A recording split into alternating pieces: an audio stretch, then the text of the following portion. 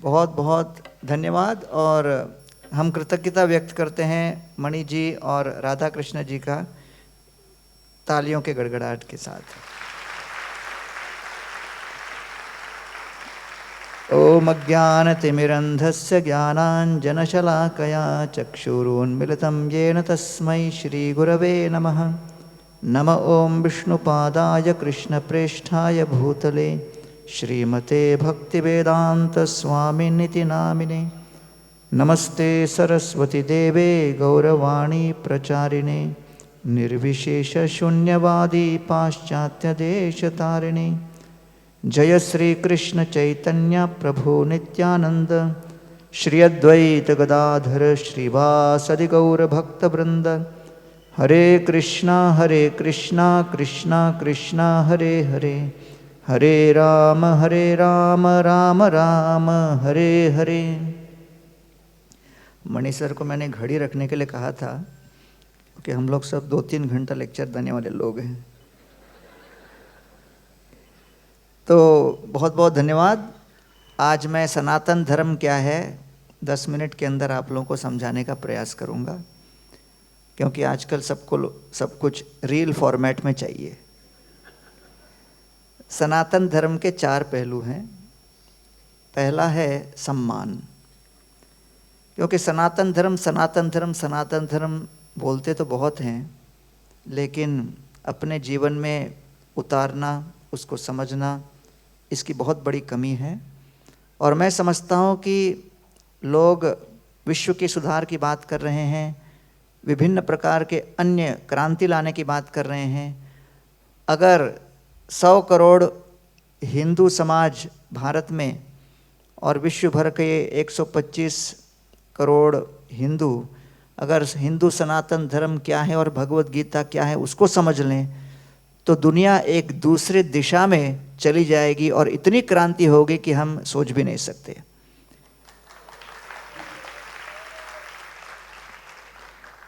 प्रभुपाद जी जब लंदन पहुंचे तो उनको किसी रिपोर्टर ने बड़े उद्दंडतापूर्वक प्रश्न किया कि स्वामी जी आप लंदन क्यों आए हो? तो प्रभुपाद ने उत्तर दिया कि भाई अंग्रेजों ने भारत में पिछले 300 वर्षों से सोना चांदी हीरा मोती लूट लूट के लेके गए, लेकिन भारत का सबसे अनमोल रत्न भगवत गीता लूटना भूल गए। उसका होम डिलीवरी करने आया हूं।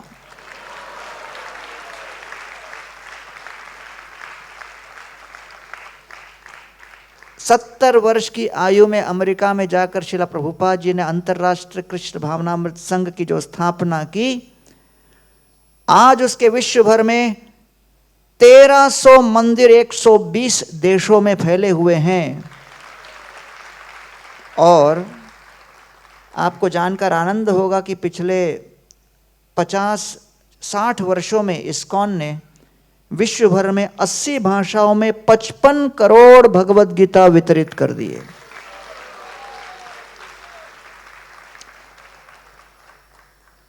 येरावड़ा जेल पूना,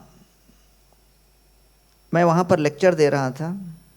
मेरे सामने 500 कैदी बैठे थे। जेल का प्रोग्राम मुझे बहुत पसंद है। पता है क्यों? क्योंकि ऑडियंस गारंटीड होता है। मेरे पुराने मित्र भूतपूर्व डायरेक्टर जनरल ऑफ पुलिस भगवंत राव जी यहाँ बैठे हुए हैं। हाथ उठाइए भगवंत जी। हमारे बड़े अच्छे मित्र हैं। और राहुल जोशी जी और उनका बड़ा अच्छा समन्वय चलता है, तो उनके घर के एक प्रोग्राम में मैं गया था। और he is one of the first people from government of Maharashtra to visit Govardhan eco village. GEV start होने के 1 महीने के अंदर वो 2012 में पहुंच गए थे। जब वहाँ तक पहुँचने का रास्ता लोगों को पता नहीं था और वहाँ पर क्या होगा किसी को पता नहीं था। लोगों को लगता था वहाँ भालू शेर चीता घूमते होंगे। तो मैं लेक्चर शुरू किया और लेक्चर देने के बाद मैंने कहा किसी का कोई प्रश्न है क्या? तो एक कैदी ने हाथ उठाया और कहा कि हाँ मेरा प्रश्न है। मैंने कहा पूछो। वो कैदी कहता मैं स्टेज पे आके पूछूंगा। तो मैं कुछ समय के लिए घबरा गया। मैंने उस समय जो डीसीपी प्रिजन्स थे मेरे साथ थे, उनको पूछा कौन है ये? तो कमिश्नर साहब मेरे कान में बोलते हैं 12 मर्डर किया उसने। तो मैंने कहा उनको, मैं 13वां होने वाला हूँ क्या? उन्होंने कहा नहीं चिंता मत कीजिए, आने दीजिए उनको। तो वो आकर सज्जन ने अपना प्रश्न पूछा, बड़ा तात्विक प्रश्न था, हरिनाम को लेके प्रश्न था, सिद्धांत पोषक प्रश्न था। उस प्रश्न को सुनकर जितने कैदी बड़े उल्लासित हो गए कि अपने बीच में भी कोई पंडित बैठा है। बहुत तालियां बजी, मैंने भी उत्तर दिया। उसके बाद मैंने पूछा उस कैदी को, भैया इतनी कम उम्र में इतनी हिंसा की घटनाएं कर दी, सोचा नहीं क्या क्या होगा? तो उसका उत्तर बड़ा जबरदस्त था। उन्होंने कहा कि जब मेरे मन के अंदर क्रोध हावी हो जाता है, वो क्रोध रूपी माया जवनिका जब मेरी विवेक शक्ति को आच्छादित कर देती है, आवृत कर देती है, तो मुझे सही गलत उचित अनुचित उसका अनुसंधान नहीं रहता, और उसके बाद जो मैं कर बैठता हूँ केवल पश्चाताप ही रह जाता है। लेकिन प्रभु मैं आपको ये बात बताऊं, उसने मुझसे कहा कि पिछले लगभग 1 साल से मुझे सेवा दी गई है जेल के अंदर की ग्रंथों को हिंदी में ग्रंथों को ब्रेल भाषा में अनुवाद करें। जो दृष्टिबाधित लोग हैं उनके लिए ब्रेल भाषा में अनुवाद करें।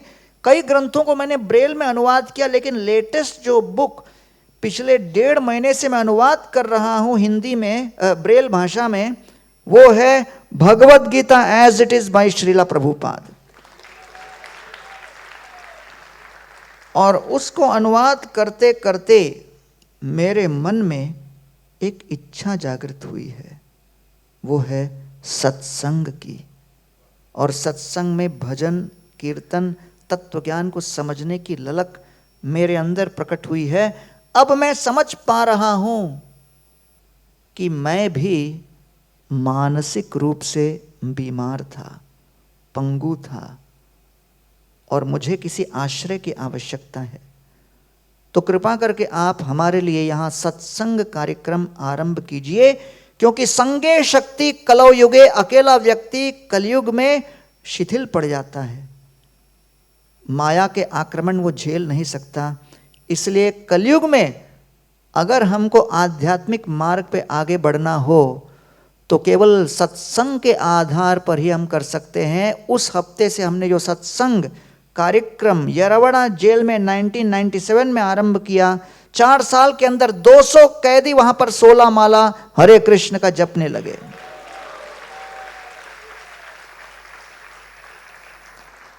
तो इसलिए केवल अपने बच्चे का नाम अर्जुन रखना काफी नहीं, लेकिन कृष्ण ने अर्जुन को क्या ज्ञान दिया इसको समझना बड़ा आवश्यक है। इसलिए गीता का ये ज्ञान हमें दिखाता है कि सम्मान करना है भगवान को और भगवान के इस वाणी को। इसको कहते हैं ईशावास्यमिदं सर्वं यत् किंचित जगत्याम जगत तेन त्यक्तेन भुंजिता मा गृधकस्य स्विद्धनम। तो इसलिए सम्मान करना आवश्यक है भगवान के इस वाणी को, भगवान के इस प्रकृति को, भगवान के नियम को। लोकल ट्रेन में बम्बई के मैं भगवत गीता वितरित कर रहा था, तो किसी को मैंने गीता दिखाया तो सज्जन मुझे देख के कहते हैं, प्रभु जी ये गीता फ्री में है क्या? मैंने कहा फ्री में क्यों भाई, 70 रुपए की है। वो कहता मुझे देख के, कृष्ण ने तो अर्जुन को गीता फ्री में सुनाई, आप 70 रुपए ले रहे हो इस्कॉन वाले। मैंने कहा सर, कृष्ण ने अर्जुन को गीता कुरुक्षेत्र में सुनाई, ये बंबई है, 70 रुपए ट्रांसपोर्ट चार्ज है।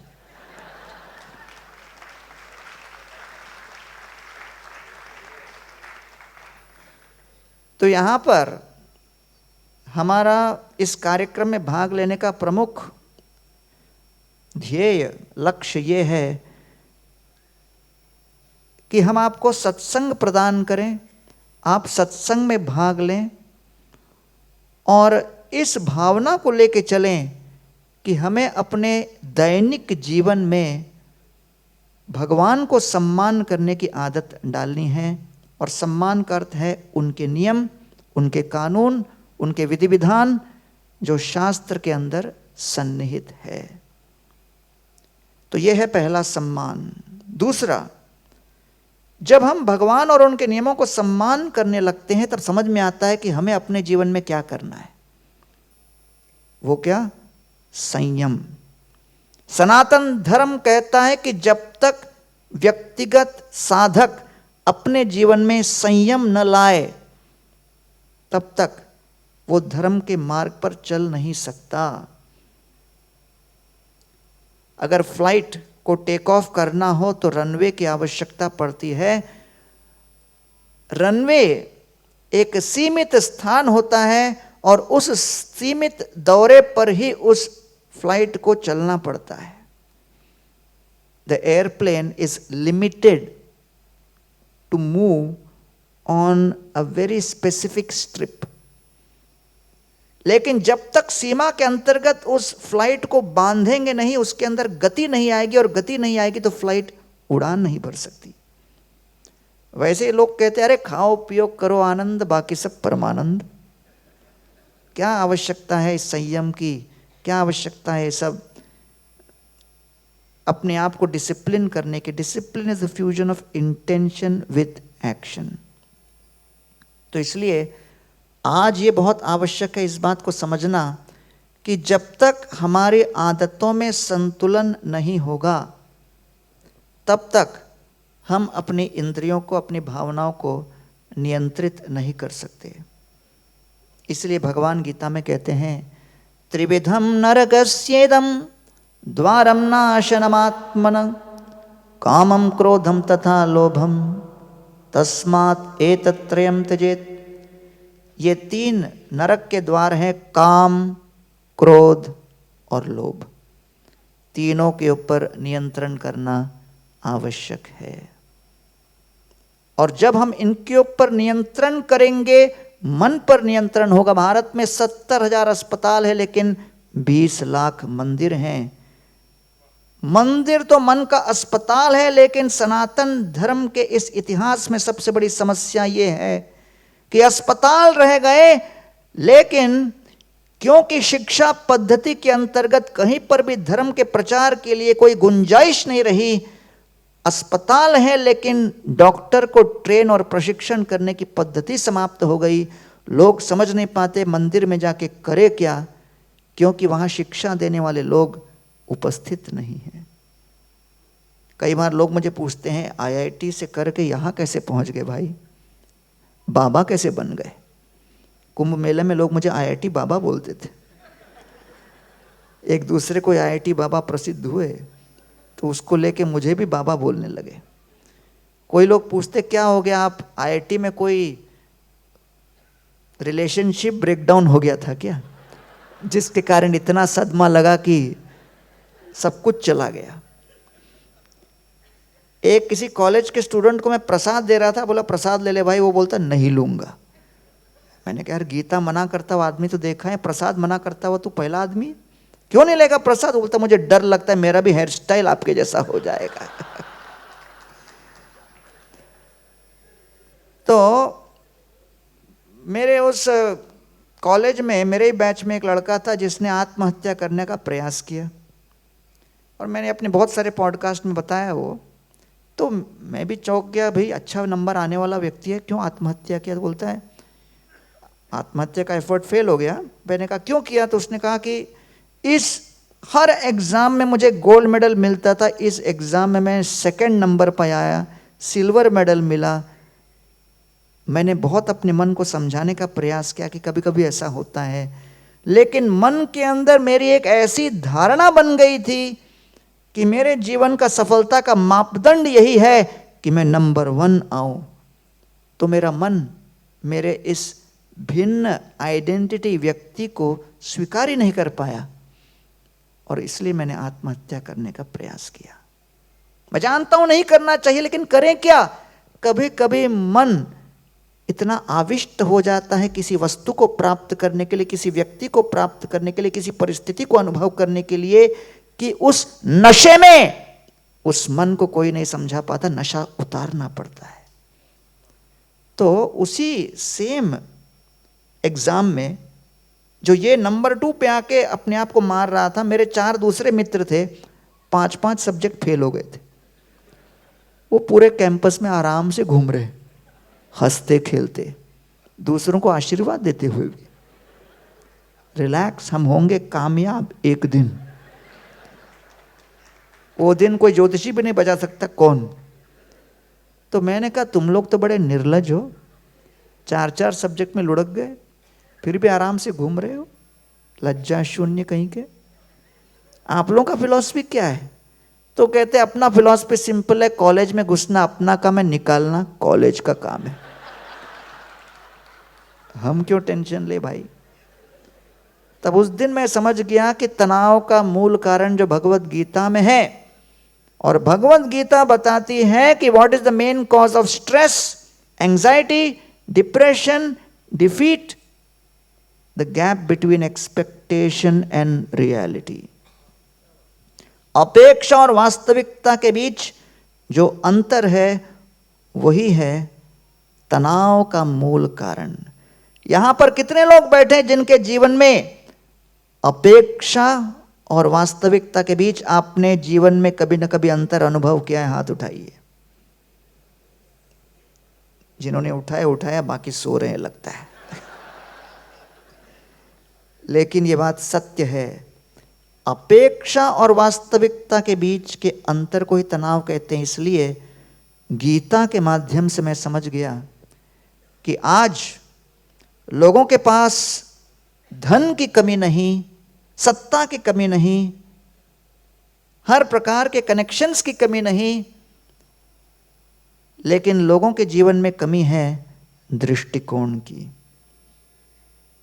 आज लोग जब डिप्रेस होते हैं सीधा साइकेट्रिस्ट के पास जाते हैं, साइकेट्रिस्ट बोलता है पॉप द पिल। लेकिन हम लोग युद्ध कर रहे हैं, सनातन धर्म का युद्ध है, टक्कर है उस रवैये के प्रति। We say that when you are in problem, don't pop the pill, change your perspective and that perspective will give you hope.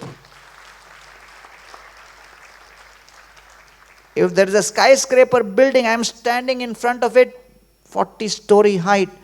Some problems come in life which appear like the skyscraper, impossible to cross. But the problem is, we are dealing not just with problems which can be solved, we are also dealing with calamities which can never be solved. Problem is reversible, calamity is irreversible. Your son failing an exam is problem. The son has a sudden accidental death is a calamity. The education system is designed to help you solve problems. It is not designed to help you deal with calamities. To help you deal with the calamities, ISKCON has come to give you the message of the Bhagavad Gita. And therefore, this is the most important element. I see you, Dr. Mani. Oh, I'm already over time. So, ये जो दो बातें हैं, पहला सम्मान, दूसरा संयम, तीसरा है स्नेह। जब संयम होगा तब हम दूसरों के प्रति स्नेह भाव रखेंगे। और इसीलिए कहा गया है अयम जब परोवेति गणनाम लघु चेतसाम उदार चरिता नाम तु वसुदैव कुटुंबकम। सभी हमारे एक परिवार है। भारत का विश्व में 2.5% जमीन है, 18% जनसंख्या है। शाकाहारी भोजन से 83% कार्बोहाइड्रेट्स, 63% प्रोटीन मिलता है। लेकिन फिर भी साउथ अफ्रीका जैसा देश है जिसमें 220 kilo meet per capita per annum consume हो रहा है। यूरोपियन यूनियन में 128 KG per capita per annum, US में 110 KG per capita per annum, और भारत में केवल 3.1 KG of meat per capita per annum. अगर विश्व भारत को नकार देता है और दूसरे का डाइट अगर देखो तो you would require 150% more land in the world, and if the world follows Indian diet, we would need only 40% of the land required for agriculture. And if India forgets its own diet, follows the global diet, India will require 6 times more land for growing the same food. तो इसलिए स्नेह का अर्थ होता है कि हम दूसरों के प्रति सद्भावना रखें, और इसलिए भारत के इतिहास में भारत ने विश्व के प्रति हमेशा स्नेह ही प्रकट किया है।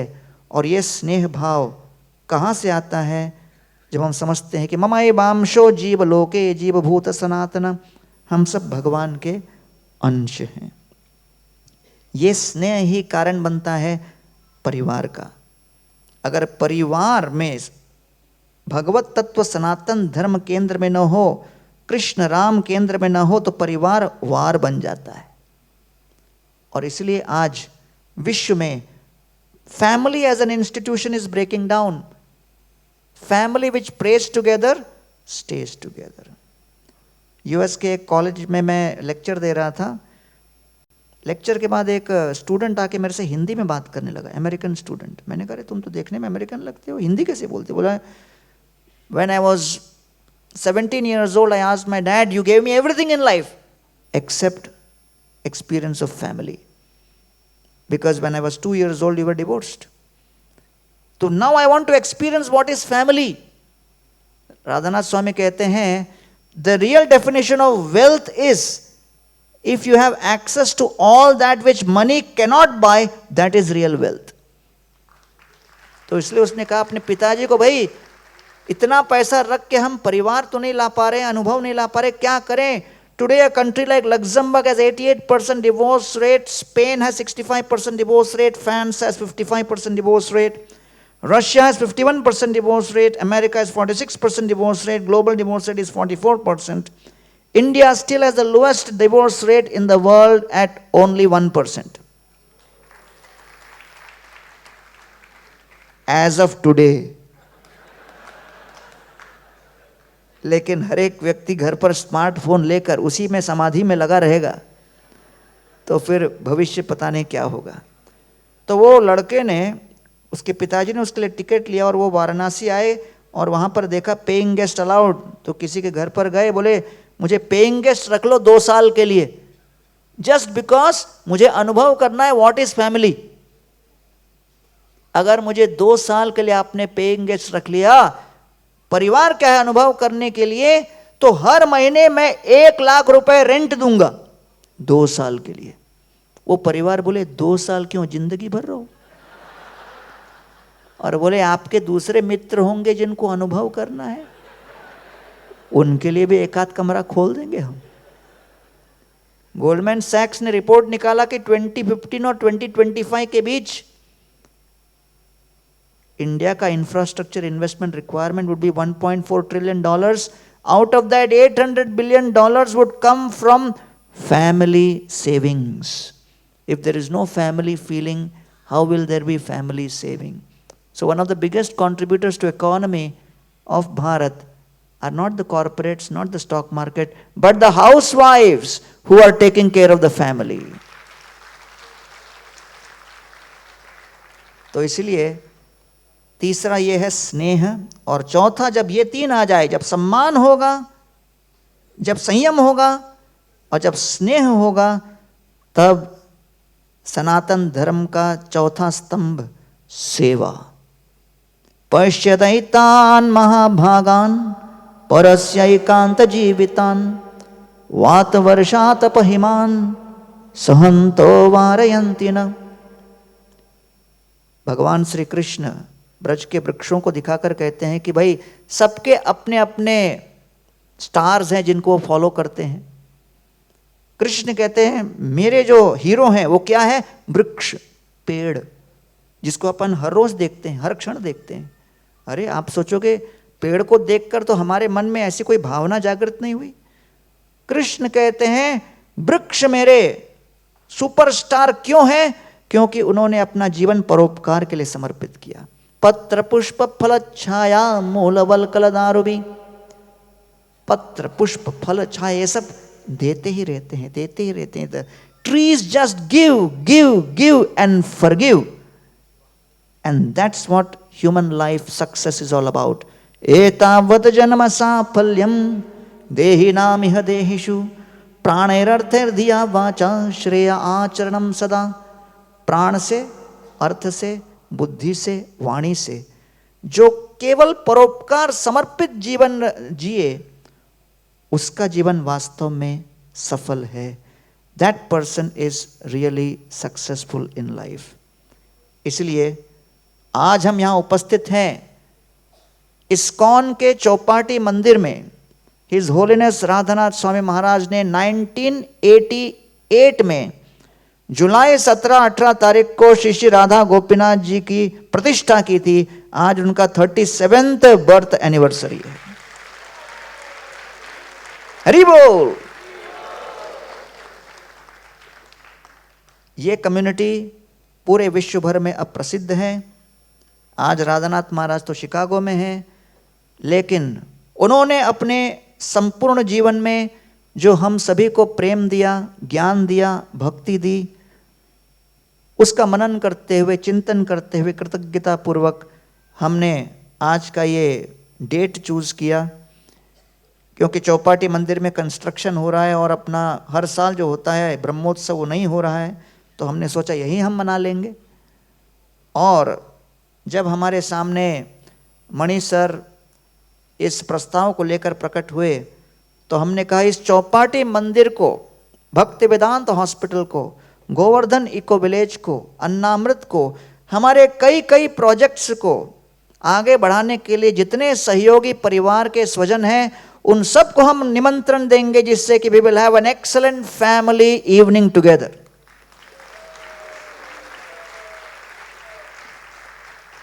तो ये था आज के कार्यक्रम का पहला कारण। दूसरा कारण, इस्कॉन में आके मेरे को 33 वर्ष हो गए। मैं जब ज्वाइन किया 22 साल का था। अब आगे हिसाब लगा लो अभी कितना हो। तो 33 इयर्स और इस्कॉन के हर रोल में मैं रहा हूँ। अब प्रशासन में भी हूँ। I am on the ISKCON's governing body. तो इस्कॉन के विश्व के सारे मंदिरों में क्या प्लस माइनस सब हमने देख लिया। इस्कॉन का तत्वज्ञान जोरदार है। Philosophy is perfect. फिलॉसफी में हम लोग ट्रेंड हैं, चिंतन में ट्रेंड हैं। प्रतिदिन हम लोग की साधना कड़क होती है सर। 2 घंटा के नीचे इस्कॉन वाला रुकता ही नहीं। हरे कृष्ण बोल के ही छोड़ता है वो, है कि नहीं। और हम लोग का नियम कानून भी बहुत कड़क है। कांदा नहीं, लहसुन नहीं, चाय नहीं, कॉफी नहीं। मतलब ऐसे ऐसे नियम है कि आदमी बेहोशी हो जाए। कई बार लोग पूछते भाई जिंदा कैसे रहते हो भाई। तो उसमें भी हम लोग का बढ़िया है। भगवान के डीटीज का जो वर्शिप मंदिरों में होता है वो भी अव्वल है। प्रसाद का डिपार्टमेंट भी जोरदार चलता है। और इस्कॉन बड़ा प्रसिद्ध है प्रसाद के लिए, गोविंदास के लिए भी। प्रभुपाद जी ने प्रथम बार स्टार्ट किया कि मंदिर के अंदर फाइन डाइन रेस्टोरेंट। तो अभी 120 गोविंदा रेस्टोरेंट विश्व भर में चल रहे हैं। प्रतिदिन भारत में 40 लाख प्लेट प्रसाद हम लोग अलग अलग जगह वितरित करते हैं। तो ये सब मैं आपको प्लस बता रहा हूं। लेकिन जो मैंने देखा है एक बहुत बड़ा गैप, वो क्या, मंदिर में जब कोई भी भगवान की सेवा पूजा होती है वो 3 तरीके से होती है। पहला है श्रृंगार, ड्रेसिंग, जो कि हम लोग बहुत अच्छा करते हैं। दूसरा है भोग, जो कि भगवान के लिए भोग लगाना, भोग बनाना, उसमें भी मोर और लेस काफी ठीक है। तीसरा है भगवान को संतुष्ट करने के लिए मंदिर में बैठकर संगीत और नृत्य। ये सारे मंदिरों का एक अहम भाग था। जितना भी आप सांस्कृतिक संगीत ले लो, सांस्कृतिक जितने भी नृत्य ले लो, उसमें सारे आपको भगवान के संबंधित ही पद मिलेंगे। क्योंकि originally that was the purpose of the temple to be the epicentre of culture, music, dance, centred around glorification of lord. लेकिन कई कारणों से उस स्तर का प्रशिक्षण हमारे मंदिर के गायकों का नहीं होता। और भाव से जो गाते हैं ठीक है, भाव प्रधान है भगवान, ठीक है, लेकिन कभी कभी सुर में गाना भी अपराध नहीं है। हमारे मित्र कैलाश खेर जी मुझे जब मिले तो वो भी गुरुकुल में थे ऋषिकेश के। वो बता रहे थे कि भाई एक हम लोगों को मिलकर, मैंने तो बहुत बॉलीवुड ये सब गा लिया, वो बोल रहे थे अब मेरी इच्छा है कि अपन मिलकर कुछ एक ऐसा प्रशिक्षण का केंद्र शुरू करें संगीत के लिए, जहां मंदिर में गाने वाले गायकों को हम प्रशिक्षण देंगे और उनको ट्रेन करेंगे और सर्टिफाई करेंगे कि now he is fit Musically for singing. Devotionally is always fit. वो सुबह उठ के 3-4 बजे से माला कर रहे तो डिवोशनली तो फिट ही है, उसमें कोई दो राय नहीं। लेकिन संगीत के दृष्टि से भी कोई इस तरह के लोग होने चाहिए जो संगीत में प्रशिक्षित हों। तो ये हमारा एक अनफुलफिल्ड मिशन है, एजेंडा है। गुरुद्वारे में पूरा सिस्टम है उनका ट्रेन करने का, रागी कहते हैं उनको, लेकिन हिंदू मंदिरों के इकोसिस्टम में ये पूरा प्रशिक्षण का जो मार्ग है वो लुप्त हो गया है। So it's a big gap. तो जब प्रोफेसर मणि साहब को मैं मिला तो मैंने उनको कहा कि देखो भाई, भजन वजन कीर्तन तो हम लोग बहुत करते रहते हैं, लेकिन आपके साथ गठबंधन का मेरा हिडन एजेंडा क्या है कि आप हमको इस्कॉन में, वो एजुकेशनिस्ट है, यूनिवर्सिटी चला रहे हैं, he knows how to run courses, तो हम उनसे निवेदन कर रहे हैं कि हम लोग गठबंधन करके एक ऐसा म्यूजिक एकेडमी शुरू करेंगे जहां पर मंदिरों में गाने के लिए जो पद्धति होगी उसका पूरा कोर्स होगा और सर्टिफिकेशन होगा, और वो हम लोग मिलकर उसको गोवर्धन इको विलेज के पास सेटअप करने का प्रयास कर रहे हैं।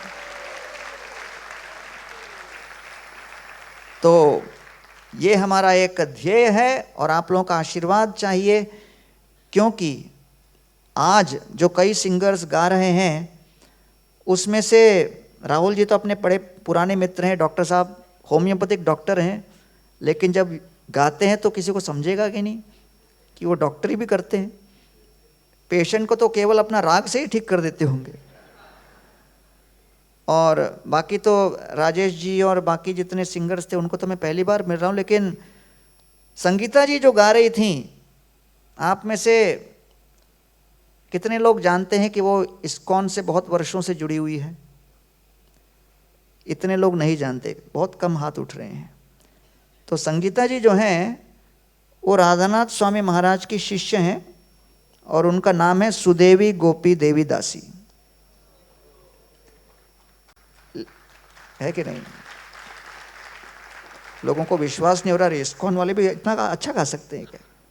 नहीं, बहुत सारे अच्छे सिंगर्स हैं, लेकिन यहाँ पर मैंने उनसे निवेदन किया कि भाई आप गाइए, क्योंकि इस्कॉन मंदिरों में बहुत सारे लेडीज़ को कई बार चांस इतना नहीं मिलता जितना मिलना चाहिए। तो यहाँ पर वो जब गा रही हैं तो आप देख सकते हो कि कितने प्रेम से और कितने भाव से वो गा रही हैं। और ऐसा ही हम चाहते हैं कि मेल फीमेल हर प्रकार के जो सिंगर्स मंदिरों में गाएं, उनके लिए प्रशिक्षण हो, उनके लिए ट्रेनिंग हो। और आशा है आज का ये इवेंट इस दिशा में एक प्रेरणा का प्रसंग होगा और मणि सर हमारे गाइड बनेंगे। और एक और बहुत महत्वपूर्ण बात जो मैं इस्कॉन के भक्त लोगों को एक्सपोज करना चाहता था कि एक बड़ा यूनिक मॉडल है। यहाँ पर complete programme is sponsored by Shri Radha Krishnan ji and his good wife. साल में लगभग 10 से 15 प्रोग्राम आप लोग कर लेते हैं। तो he is a very high level executive in Cipla and that is how he is wanting to do his CSR. He has allocated certain budget per year और ये पूरा प्रोग्राम का खर्चा वो उठाते हैं और संगीत प्रेमियों को बुलाते हैं और हर प्रोग्राम और इवेंट में कोई ना कोई NGO को फंडरेज करने का अवसर देते हैं, जिससे कि वो NGO का भी भला हो, संगीत प्रेमियों को संगीत का आनंद मिले और उनको समाज में अपना दान के माध्यम से योगदान देने का अवसर मिले। तो मैं इस्कॉन की ओर से धन्यवाद देते हुए अपना वो लेके आ जाओ। सबसे पहले राधा कृष्णन सर और माता जी को बुलाना चाहूँगा ऊपर, और इस्कॉन की ओर से उनको अभिवादन करूँगा और सब लोगों से निवेदन करूँगा कि जोरदार अपने तालियों के गड़गड़ाहट से उनको धन्यवाद दें।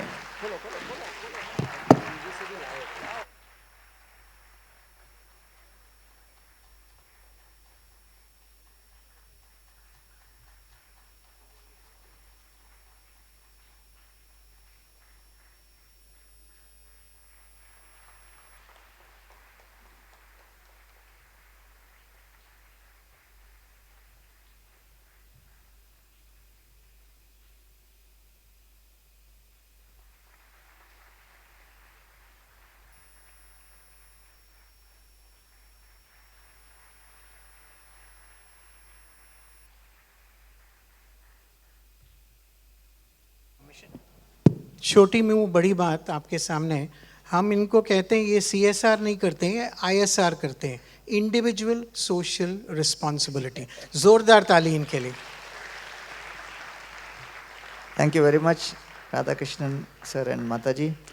अब मैं मणि सर को बुलाना चाहूँगा, जो हमारे इस प्रोग्राम के लिए प्रेरणा के स्रोत रहे और आगे मेरा एजेंडा पूरा करने के लिए बहुत इम्पोर्टेंट इनका रोल है।